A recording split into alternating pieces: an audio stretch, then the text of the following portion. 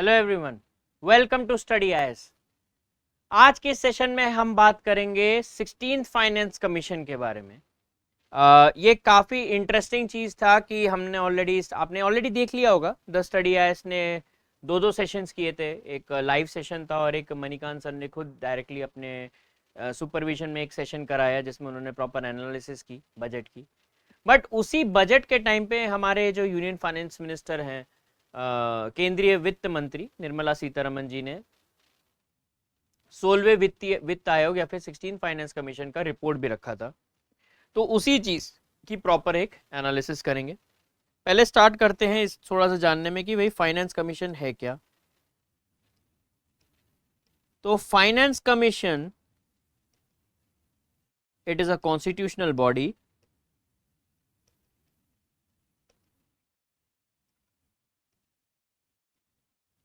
जिसके बारे में चर्चा कहाँ की गई है, आर्टिकल 280 ऑफ द कॉन्स्टिट्यूशन। इसके जो मेंबर्स हैं कौन अपॉइंट करता है? प्रेसिडेंट ऑफ इंडिया अपॉइंट्स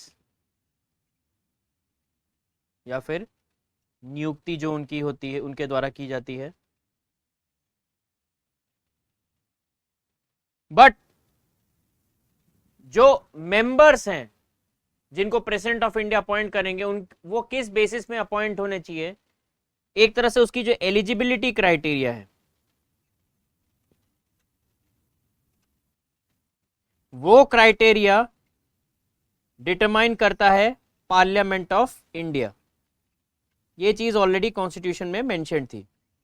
इसी को मद्देनजर रखते हुए पार्लियामेंट ने क्या किया, 1951 में finance commission miscellaneous powers act करके लॉ लाया जिसमें उन्होंने एलिजिबिलिटी क्राइटेरिया के बारे में बताया है। पहला क्या है? Member should be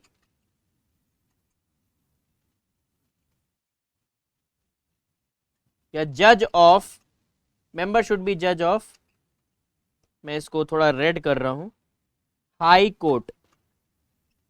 remember this part, supreme court के बारे में नहीं लिखा, but it is written high court का जज होना चाहिए। Second, special knowledge in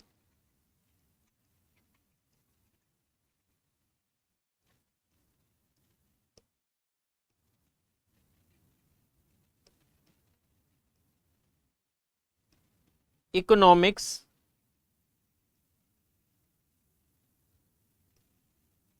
similarly proficiency in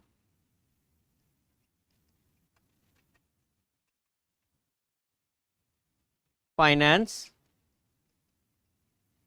and lastly experience in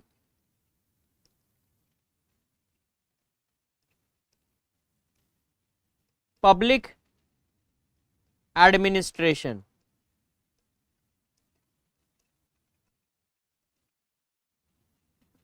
तो ये जो कुछ कुछ कोर चीजें आ जाती हैं जो एक एलिजिबिलिटी क्राइटेरिया के बेसिस में इंपॉर्टेंट होती हैं। अब बात आती है कि फंक्शंस क्या हैं, फाइनेंस कमीशन का काम क्या होता है। It is considered as a pillar of fiscal federalism in the country. Fiscal federalism यानी राजकोषीय वित्त, इससे जुड़ा हुआ जो भी चीज है, राजकोषीय संघवाद जिसको हम कहते हैं।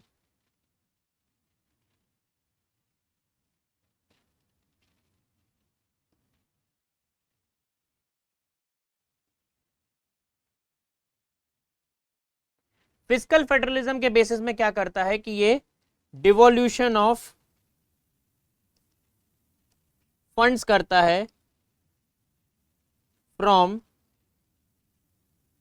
नेट प्रोसीड्स ऑफ टैक्सेस या नेट प्रोसीड्स फ्रॉम टैक्सेस कह सकते हैं। अब क्या होता है ये नेट प्रोसीड्स फ्रॉम टैक्सेस, इसको समझने की जरूरत है। नेट प्रोसीड्स फ्रॉम टैक्सेस को बताता कौन है, कौन कैलकुलेट करके बताता है? That is controller and auditor general of India. Comptroller auditor general एक तरह से कैलकुलेट करके बताते हैं नेट प्रोसीड्स ऑन टैक्सेस क्या होता है, और एक तरह से ये डिसीजन फाइनल माना जाता है, इसमें गवर्नमेंट या किसी का कोई इंटरवेंशन नहीं हो सकता। Apart from this, net proceeds from taxes is also mentioned in the constitution. Mention तो है ही 280 में, डिफाइन भी करके रखा गया under article 279 of the Indian constitution. परिभाषित भी है इंडियन कॉन्स्टिट्यूशन में। किस तरीके से? It is considered as tax collection minus cost of tax collection. यानी कि अगर सरकार ने income tax, GST, corporation tax, जितने तरह के टैक्सेस से अगर उसने करीब करीब 10 लाख करोड़, 15 लाख करोड़ या 20 लाख करोड़ अगर उसने कलेक्ट किया है, और आपने ये टैक्स कलेक्शन में कहीं ना कहीं आपने टैक्स इंस्पेक्टर्स रखे हैं कि भाई अगर कोई इनकम टैक्स का फ्रॉड कर रहा है तो आप रेड करोगे, तो भाई वो पर्टिकुलर इनकम टैक्स इंस्पेक्टर की तो भाई सैलरी भी जाएगी। देन आपने कुछ सर्वर्स और अपने सॉफ्टवेयर एप्लीकेशन बना के रखे हैं कि आप डिटेक्ट कर रहे हो कि हाँ किसकी कितनी टैक्सेस कितने बन रहे हैं। आपके नॉर्मल टैक्स ऑफिशियल है जो इन चीज़ों को वेरीफाई भी कर रहे हैं, तो इनकी सैलरीज है, इस जो सर्वर है, जो आपका सॉफ्टवेयर है, ये सबका कॉस्ट आ रहा है। ये कॉस्ट, ये एक तरह से हम कॉस्ट क्यों बेयर कर रहे हैं? ताकि आप ओवरऑल टैक्स कलेक्शन को अपना बढ़ा सको। तो ये कॉस्ट को हटाकर, टैक्स कलेक्शन में से जो कॉस्ट को हटाकर जो आपने उसी टैक्स कलेक्शन में लगाया है, उसको हटाकर जो अमाउंट बचेगा नेट प्रोसीड्स ऑफ टैक्सेस, उसका डिवोल्यूशन किया जाता है। वो डिवोल्यूशन कैसे होता है उसे समझते हैं। अब ये जो डिवोल्यूशन होता है, this devolution is done in the form of, devolution नहीं, मेजरली हस्तांतरण, जो आपने वित्त अपने कोष में आया है आपके। एक तो इसका होता है वर्टिकल डिवोल्यूशन, दूसरा है हॉरिजॉन्टल डिवोल्यूशन। वर्टिकल डिवोल्यूशन में क्या होता है कि there is certain kind of, और what we can see, witness here, कि मान लीजिए जैसे अभी 16 फाइनेंस कमीशन ने 41% बोला है, यानी 100 रुपीज अगर सेंटर में कलेक्ट हुआ है पैसा, तो उसमें से 41 रुपीज स्टेट्स को जाएगा। 13 फाइनेंस कमीशन में इसको 32% रखा था, 14 ने एकदम से इसको सब्सटैंशियली काफी बढ़ाकर 42% कर दिया, 15 ने देन इसको थोड़ा सा रिड्यूस किया टू 41% ऑन द ग्राउंड्स की आप पहले तो आपका state of Jammu and Kashmir उस टाइम था, और अब उसको क्योंकि यूनियन टेरिटरी बन चुका है तो उसका कॉस्ट एक तरह से सेंटर बियर कर देखता है, तो इसलिए उन्होंने इसका थोड़ा सा रिड्यूस कर दिया स्टेट्स को शेयर, क्योंकि वो सेंटर की तरफ ज्यादा मैनेजमेंट के लिए आ गया। 16 ने भी इसको फिलहाल के लिए रिटेन किया है, दैट इज 41%। तो ये तो वो पार्ट हो गया कि आप सेंटर से कितना पैसा स्टेट्स को भेज रहे हो। अब इंडिया में इतने सारे स्टेट्स हैं, ये जो सारे स्टेट्स हैं, पहला वर्टिकल इसके what, centre to states, but states इतने सारे हैं, तो अब 41 रुपीज एक तरह से जो भी हमने एग्जांपल लिया, जितना कलेक्ट किया वो 41 रुपीज स्टेट्स में कैसे डिस्ट्रीब्यूट होना चाहिए, वो होता है डिटरमाइन किया है हॉरिजॉन्टल डिवोल्यूशन से। और इसी हॉरिजॉन्टल डिवोल्यूशन में देयर आर सर्टेन मेट्रिक्स जिसके बेसिस पे ये डिटरमाइन होगा। कैसे होता है ये अब देखते हैं। तो वो मैट्रिक्स क्या है, हम कहीं ना कहीं 14, 15 एंड 16 तीनों का हम एक बार देखते हैं, ताकि आपको बेटर अंडरस्टैंडिंग हम दे पाए कि क्या चीजों के बेसिस में ये चेंजेस आ रहे हैं।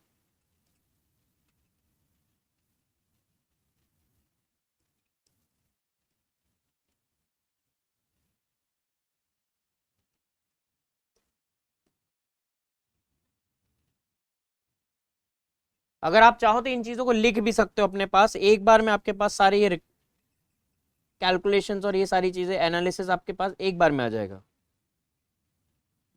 So income distance at one place, income distance के बेसिस पे क्या है कि मान लो कि अगर आपका पर कैपिटा इनकम पूरे कंट्री का 10,000 है and then there are certain state जिनके पर कैपिटा इनकम 2,000 है, तो काफी ज्यादा दिखती है कि पॉवर्टी या ये चीजें काफी ज्यादा है। उस बेसिस में अगर if we see that facet then that means कि आपको उन स्टेट पे ज्यादा फोकस रखना पड़ेगा जिनका डिस्टेंस ज्यादा है नेशनल इनकम से या नेशनल का पर कैपिटा इनकम से। 14th फाइनेंस कमीशन ने इस चीज में ज्यादा फोकस रखा था, दे केप्ट इट 50%। 15th ने इसको 45 कर दिया, थोड़ा रिड्यूस किया, एंड 16th ने इसको फर्दर रिड्यूस किया। नाउ लेट अस अंडरस्टैंड कि पहली चीज की क्यों एक तरह से इतना सब्सटेंशियली रिड्यूस क्यों किया गया। पहला चीज, somewhere around we are already saying कि in the last 1 decade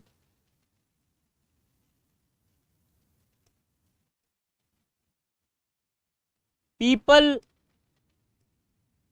living below poverty line BPL has reduced to a great extent। तो अगर आप इनकम डिस्टेंस यानी पर कैपिटा आपका इनकम अगर धीरे धीरे बढ़ा है तो it is very much relevant कि आपने इस चीज पे सही काम किया कि भाई आप इस पे ज्यादा फोकस नहीं रखते हैं। Next is related to population, और पॉपुलेशन के एक तरह से देखा जाए 3 मेट्रिक्स हैं, कैसे उस चीज पे भी बात करते हैं। सेंसस 1971,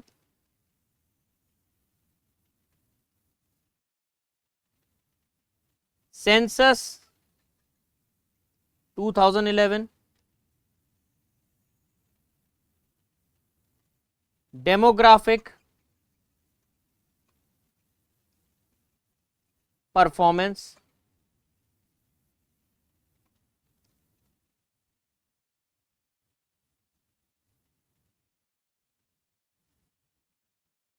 तो हम इन तीनों पैरामीटर्स को एक साथ हम देखेंगे, ट्रैक करेंगे।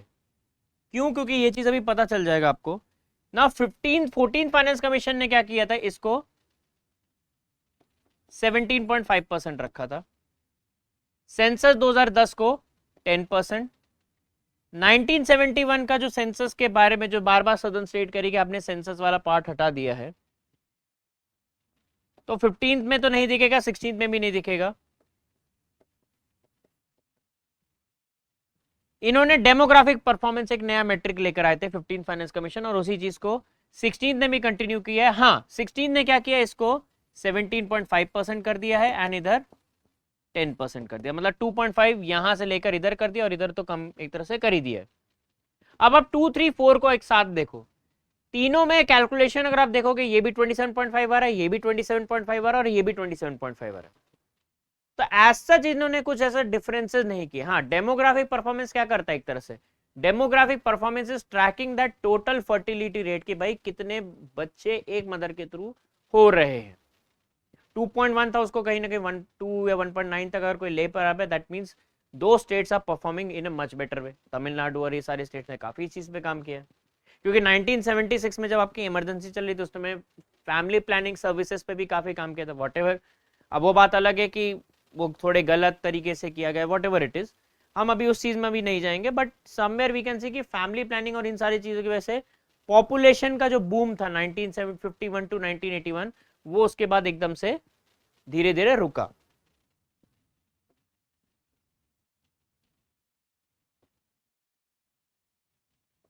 नेक्स्ट कम्स एरिया या फिर क्षेत्रफल जिसे हम कहें। एरिया में 14 ने 15% रखा था, इन्होंने भी 15% रखा, इन्होंने इसको रिड्यूस करके 10% कर दिया। तो एरिया वाइज जनरली भी देखा जाए वेटेज अगर कम हुए तो सारे ही स्टेट्स कुछ ना कुछ कह सकते हैं, बट 16th फाइनेंस कमीशन ने उस अकॉर्डिंग इस चीज को एड्रेस भी किया बाद में, वो भी हम देखेंगे। 6th is your forest cover. Now here it is 7.5%। Forest cover का आइडिया हटा दिया गया था। इसकी जगह इन्होंने क्या किया, 15th and 16th finance commission ने they brought forest and ecology.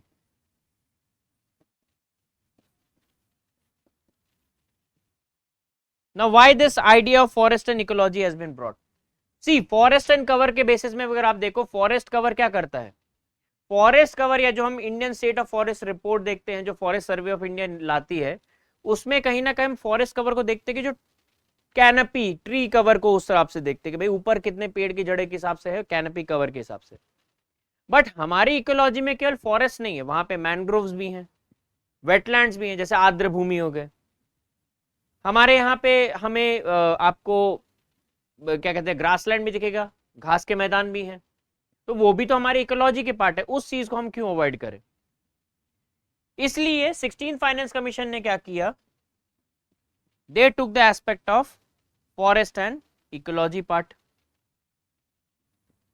ना अगर आप एक चीज को कैलकुलेट करो, 50, 67, 17.5, 67.5, यहाँ पे 77.5 हुआ, यहाँ पे 92.5 हुआ, और यहाँ पे 100 ऑलरेडी हो चुका है। यानी 14th फाइनेंस कमीशन का फॉरेस्ट कवर तक ही था। इसके बाद जो भी मैट्रिक्स ऐड हो रहे हैं वो 15th and 16th finance commission के लिए हो रहे हैं।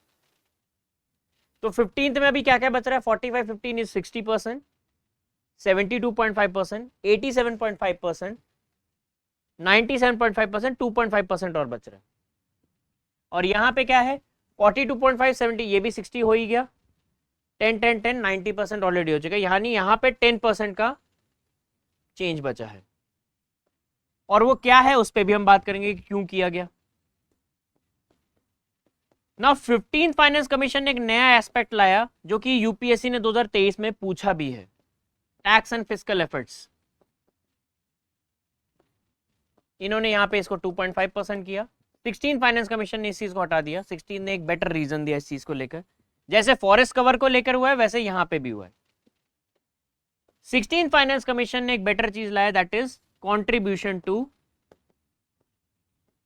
जीडीपी।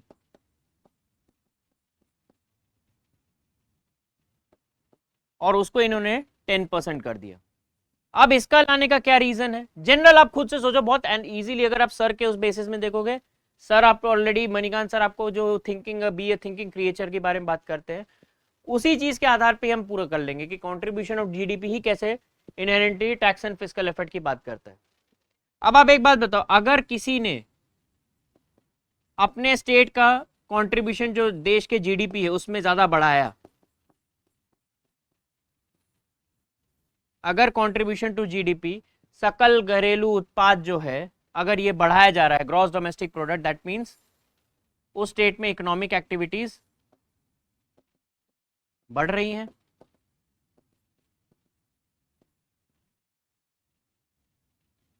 अगर इकोनॉमिक एक्टिविटीज बढ़ रही हैं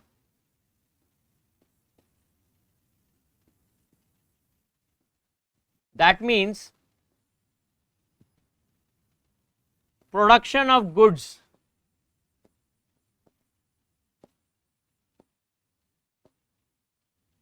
एंड सर्विसेज, यानी वस्तुओं और सेवाओं का जो उत्पादन है ये भी बढ़ रहा है।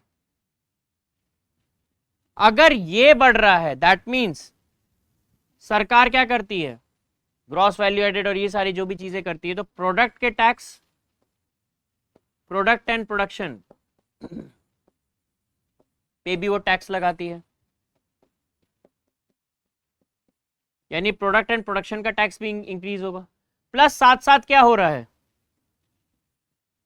प्रोडक्शन अगर हो रहा है उस चीज को डिमांड उस अकॉर्डिंग अगर कवर हो सके तो जीएसटी भी लगेगा। यानी कहीं ना कहीं गवर्नमेंट का टैक्स रिसीट्स भी इंक्रीज होगा। टैक्स रिसीट्स अगर आप इंक्रीज कर रहे हो दैट मीन्स आपका टैक्स एंड फिस्कल एफर्ट एक तरह से इसी में ही कवर हो गया है। तो समवेयर आप इस चीज को ऑलरेडी टैकल कर दे रहे हो। दूसरा चीज, अगर आप एक और बेसिस इसको देखो, क्योंकि सदर्न स्टेट से हमेशा कहती थी उनके कंसर्न थे इस चीज को लेकर, और इसमें क्या हो रहा है, वेटेज के हिसाब से अगर देखा जाए तो सदर्न स्टेट्स को कहीं ना कहीं बेनिफिट भी मिल रहा है। क्यों? क्योंकि अगर नीति आयोग की एक रिपोर्ट आई थी, और जनरल भी इस पे इस रिपोर्ट के बारे में बड़ी चर्चा होती है, वैसे नीति आयोग बहुत सारे रिपोर्ट्स निकालता है, बट ये एक बहुत काफी एसेंशियल रिपोर्ट है एक्सपोर्ट प्रिपेयर्डनेस इंडेक्स, जिसके बेसिस में स्टेट्स का कंपैरिजन होता है कि वो एक्सपोर्ट्स कितना कर रहे हैं ना। इकोनॉमिक सर्वे ऑफ 2019-20 बार बार इस चीज पे चर्चा कर रहा है कि एक्सपोर्ट लेड ग्रोथ होना चाहिए। आज के डेट में हम जिस हिसाब से रिट्रीटिंग मल्टीलैटरलिज्म है या फिर जिस हिसाब से टैरिफ वॉर और ये सारी चीजें चल रही है, उस चीज में आपको एक्सपोर्ट डाइवर्सिफाई होना चाहिए। जितना आप बढ़ा सकते हो उतना बेटर है आपके लिए, आपके फॉरेस्ट रिजर्व्स बढ़ेंगे उस अकॉर्डिंग।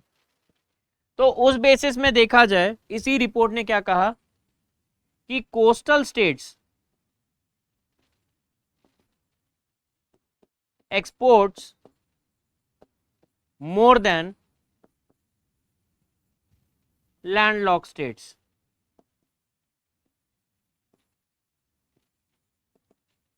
अगर आप एक्सपोर्ट यहां पे ज्यादा कर रहे हो तो ये स्टेट्स क्या कर रहे हैं, एक तरह से एक्सपोर्ट लेड ग्रोथ भी कर पा रहे हैं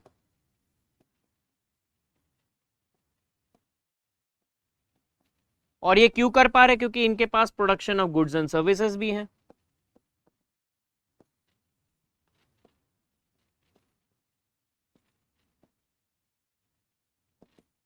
अगर इसके वो लिंक करते हुए देखें दोनों को, ये दोनों ही कहीं ना कहीं आपके जीडीपी कैलकुलेशन में कंट्रीब्यूट भी करते हैं, एक्सपोर्ट भी करता है आपका। तो आपका भी एक तरह से वो एक तरह से इनहेरेंटली सारी चीजें रेलिवेंट होती जा रही हैं। आप चाहो तो ये फ्लो चार्ट को बना भी सकते हो अपने जहां पे अपने मेंस आंसर जहां पे भी आप करना चाहो, आप रिवीजन क्विक रिवीजन के लिए अगर आप करना चाहो, you can very easily tackle it accordingly. Now if we talk the other on the other aspects, ये जो ओवरऑल आपको स्ट्रक्चर दिख रहा है, आपको एक और चीज दिखेगा कि स्टेट्स इस चीज को ऑलरेडी उसने एड्रेस कर लिया जो सदर्न स्टेट्स को लेकर बार बार था। हालांकि इसी में एक और चीज मैं कवर करा दूं, अजय छिब्बर एक काफी फेमस इकोनॉमिस्ट हैं, इनकी लास्ट ईयर बिजनेस स्टैंडर्ड में 2024 में बिजनेस स्टैंडर्ड में एक आर्टिकल आया था जहां पे वो इस सदर्न स्टेट्स को लेकर काफी बोल रहे थे कि आपको इतना चर्चा परेशान होना भी नहीं चाहिए। क्यों? क्योंकि अगर एक चीज और देखा जाए, अगर ये एक्सपोर्ट ज्यादा करती हैं कोस्टल स्टेट्स और ये सारी, हम ये भी देख पाएंगे जो फॉरेन डायरेक्ट इन्वेस्टमेंट है वो मेजरली कहां कहां मिलती है, महाराष्ट्र, कर्नाटका, तमिलनाडु। और किस चीज में ज्यादा है, इधर it is financial services and computer and electronics. तीनों स्टेट्स ही इन चीज पे काफी ज्यादा फोकस कर भी रहे हैं। अब गुजरात भी धीरे धीरे कर रहा है फाइनेंशियल सर्विसेज और इन चीजों पे।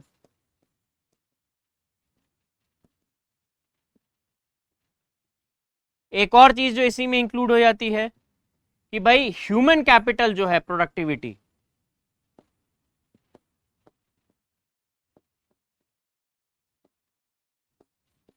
इन the states is also pretty much higher, क्योंकि नॉर्दर्न स्टेट से बहुत सारे माइग्रेट करके सदर्न स्टेट्स और इन सारे एरियाज में जाते भी हैं। तो आपका क्योंकि प्रोडक्टिविटी ज्यादा, तो आप production of goods and services ज्यादा बढ़ा सकते हैं, आपका कॉन्ट्रीब्यूशन टू जीडीपी भी ज्यादा है। तो चाहे डिफरेंट इंडिविजुअल्स कह रहे हैं, आपका कहीं ना कहीं कंट्रीब्यूशन टू जीडीपी आपके सदर्न स्टेट्स के बहुत सारे कंसर्न्स को कंप्लीट करेगा। नॉर्दर्न स्टेट्स को भी एक तरह से वो पुश करेगा कि आप जो एक तरह से बीमारू स्टेट जिसे कहते हैं, मैं गलत वे में नहीं बोल रहा हूं, एक्रोनिम के बेसिस में देखा जाए, बिहार हो गया, मध्य प्रदेश हो गया, राजस्थान हो गया, उत्तर प्रदेश हो गया, तो इनको भी कहीं ना कहीं एक तरह से पुश मिलेगा कि आप भी अपने कॉन्ट्रीब्यूशन टू जीडीपी को धीरे धीरे बढ़ाओ। उत्तर प्रदेश ऑलरेडी कर रहा है कि भाई जीएसटी कलेक्शंस में अगर आप देखोगे, Uttar Pradesh is one of the highest states, मतलब उत्तर महाराष्ट्र, गुजरात, उत्तर प्रदेश, ये तीनों आसपास ही रहते हैं। तो उस बेसिस में देखा जाए ये ओवरऑल मैट्रिक्स उन्होंने बताए हैं। इसके अलावा फाइनेंस कमीशन और किस चीज में बात करता है, ग्रांट्स पे, ग्रांट्स इन एड जो हम कहते हैं, under article 275 of the Indian constitution. Finance commission कुछ आपके टाइट ग्रांट्स देता है, मतलब कुछ स्पेसिफिक सेक्टर्स में ही आप वो पैसा लगा सकते हो। तो जो ग्रांट्स है उसको 50% रखा उन्होंने, अनटाइड को भी उन्होंने 50% रखा है कि लोकल बॉडीज को अगर पैसा मिल रहा है तो वो किसी भी चीज में लगाए। ये चीज है कि स्पेसिफिक सेक्टर्स में लगेगा, जैसे स्लीवेज ट्रीटमेंट और इन सब पे जो इंडस्ट्रियल एफ्लुएंट्स की ट्रीटमेंट इन सब के लिए लगाना है, हेल्थ केयर के लिए लगाना है, तो वो स्पेसिफिक वो बताएंगे. Then there is a special thing that they have added is special infrastructure grant, जिसके बेसिस में they have taken the aspect कि भाई ये ग्रांट किस चीज के लिए जाना चाहिए, वेस्ट वाटर ट्रीटमेंट के लिए. ना अभी आपने हाल ही में काफी सुना होगा कि दिल्ली में अमोनिया के लेवल्स पाए गए यमुना वाटर में, तो उस चीज को मद्देनजर रखते हुए ये भी काफी इंपॉर्टेंट है. Then there is urbanization premium grants.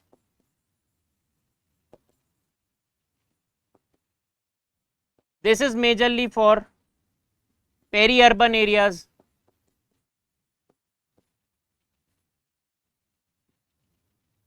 कि मान लीजिए जो ट्रांजिशनल एरियाज है, रूरल टू अर्बन एरियाज, इनके बीच के जो ट्रांजिशन है, इन एरियाज पे भी फोकस रखते हुए अर्बनाइजेशन प्रीमियम ग्रांट प्रोवाइड कराया जाता है.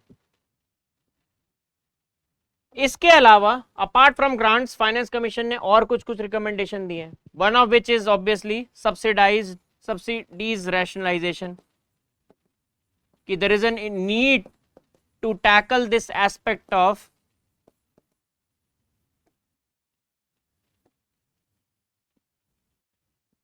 कि आप ये जो वोट बैंक पॉलिटिक्स के नाम पे आप जबरदस्ती कुछ एक्सपेंडिचर करते हो, कि सब्सिडी ज्यादा दे रहे हो, खर्चे ज्यादा कर रहे हो, रिवेक्स यानी रेवेन्यू एक्सपेंडिचर आप ज्यादा कर रहे हो ताकि अपीज कर सको वोटर्स को, रेवड़ी नॉमिक्स जो हमारे प्राइम मिनिस्टर मोदी ने कहा है, तो उस चीज को रैशनलाइज करने की जरूरत है. Second is power sector reforms. Now this has been a major problem. Parliamentary standing committee on energy, इसने ऑलरेडी एक चीज मान लिया कि डिस्कॉम जो आपका उदय डिस्कॉम स्कीम था वो उतना इफेक्टिव रहा नहीं, तो इसलिए there is a need to create certain kind of special purpose vehicle. ना ये बॉडीज होती हैं जो किसी काम के लिए बना जाते हैं, और जैसे ही वो काम खत्म होता है इन बॉडीज को डिसॉल्व कर दिया जाता है. इनका काम क्या है कि भाई अगर स्पेशल आपके जो पावर सेक्टर के जो डिस्कॉम बॉडीज है, डिस्ट्रीब्यूशन कंपनीज है, क्योंकि ये लॉसेस में है, डेट ज्यादा है इनका, तो इट्स बेटर कि आप इनको प्राइवेटाइज कर दो. हाँ, प्राइवेटाइज में मेजरली आप डेट को किसी स्पेशल पर्पस व्हीकल को दे दो ताकि कॉस्ट ज्यादा उनको ना लगे कि भाई एक्विजिशन कॉस्ट ज्यादा बढ़ जा रहा है प्राइवेटाइजेशन के टाइम पे, तो उस चीज को अवॉइड करने की कोशिश करते हैं. वो चीज कहीं ना कहीं अगर एब्जॉर्ब कर पाएंगे तो देख लेंगे, अदरवाइज देखते क्या होता है. Third thing on which they have talked about is public sector enterprises, PSEs. Public sector enterprises क्या होती हैं? Majorly central public sector enterprises को देखते हुए स्टेट्स के बारे में फाइनेंस कमीशन ने क्या कहा है कि अगर आप 4 फाइनेंशियल ईयर्स के बारे में देखें और इसमें से अगर 3 फाइनेंशियल ईयर्स में आप कॉन्सिक्यूटिवली या कुछ तरह से लॉसेस देख पा रहे हैं, तो क्या आपके पास 3 ऑप्शन होने चाहिए. पहला, either you go for complete privatisation of these enterprises. Second, go for disinvestment, जैसे कुछ ओनरशिप को अपना डिसॉल्व करो. And third, retain ownership. But ये रिटेन ओनरशिप इसी ग्राउंड पे होना चाहिए कि if that particular enterprise is have any strategic purpose, कोई ज्यादा इंपॉर्टेंट नीड है, उसी बेसिस में आप इस चीज को रखेंगे, अदरवाइज आप दे दीजिए. एक तरह से देखा जाए ये मॉडल कहीं ना कहीं नीति आयोग ने इकोनॉमिक सर्वे ऑफ 2020-21 में ऑलरेडी बताया गया था कि नीति आयोग ने कुछ आइडेंटिफाई किए थे, कुछ बॉडीज जिनका लग रहा था कि ये अब क्योंकि लॉस मेकिंग है तो बेटर प्राइवेटाइज इट. प्राइवेटाइजेशन है डिसइन्वेस्टमेंट से रिलेटेड जो बॉडी है जो सेंट्रल यूनिट्स के लिए काम करते, that is DPAM, department of public asset management. इसी तरह का मॉडल कुछ वो स्टेट्स के लिए भी कहने के लिए बात करिए, तो फाइनेंस कमीशन ने एक बहुत सारे होलिस्टिकली काफी ज्यादा अलग अलग इश्यूज पे बात कही है. सो ये अपने आप में बताता है कि भाई फाइनेंस कमीशन का रोल कितना बड़ा है। फाइनेंस कमीशन का एक तरह से देखा जाए ये ऐसा सेक्शन है जो भले पॉलिटी का लगता है लेकिन इसमें इकोनॉमी का भी काफी बड़ा रोल आ जाता है, एंड सोशल इश्यूज भी हैं, जैसे हमने पॉवर्टी की बात की, बहुत सारी चीजें आती है। तो it will be very much better कि आप इन सारे क्वेश्चंस को उस अकॉर्डिंग हैंडल भी करें। प्रीलिम्स में ऑलरेडी पूछा जा चुका है, जैसे 2023 का भी हमने बात किया टैक्स एंड फिस्कल एफर्ट वाला। 2025 में जो उन्होंने पूछा वो रिकमेंडेशंस के बेसिस पे ज्यादा पूछा था, ये जो 41% 42% वर्टिकल डिवोल्यूशन वाला। तो ये चीजें कुछ मेजरली मैटर करती है जो आपको देख लेना चाहिए अपने एंड से। विद दिस एंड इनफैक्ट अगर आप चाहो तो आप मेंस में भी इन सारे डायमेंशंस को आप चाहोगे तो आप लिख भी सकते हो। अगर इकोनॉमी में लिखना चाहते हो इकोनॉमी में लिख सकते हो, पॉवर्टी वाले केस में देना चाह सकते हो, पॉलिटी के सेक्शंस में, तो बहुत, क्योंकि इसका होलिस्टिक और बहुत ज्यादा स्पिल ओवर इफेक्ट ज्यादा है तो इम्पैक्ट भी उस अकॉर्डिंग रहेगा। So with this we are ending this session and I hope you have liked it. For watching such quality videos further in the future, do subscribe us जिन्होंने अब तक subscribe नहीं किया। Thank you so much. Dear students, हमारे channel को like share subscribe करें और अपनी तैयारी को और बेहतर बनाएं।